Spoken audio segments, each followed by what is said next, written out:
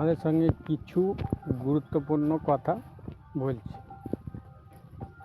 আমরা পরিবর্তন চাই, পরিবর্তন এলো, কিন্তু সবাই জেনে রাখবে একটু প্রবলেম রয়েছে, যেটা আমার তরফ থেকে মনে হলো যে তৃণমূলের এখনও কিন্তু 80 জন বিধায়ক রয়ে গেল।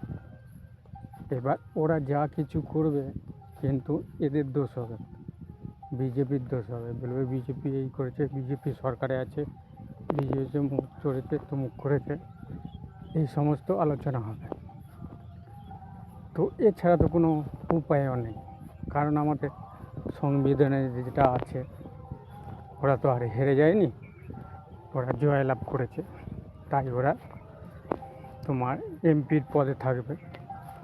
তা আমার মতে বলে এটাকে পুরো নির্মূল না করলে মনে হয় পরিবর্তনটা ভালো করে আসবে না। দেখবে, আমি বলে রাখছি ভিডিওর মাধ্যমে, দেখবে এই ওর দোষ দেবে, এই ওর দোষ দেবে, এইরকমই হবে। জেনে রাখো, যদি কেউ অন্য পরিকল্পনা থাকো কি অন্য মনে হয়, কমেন্ট করে আমাকে বলতে পারো, কিন্তু আমার ধারণা এইটাই হতে পারে। জয় শ্রীরাম।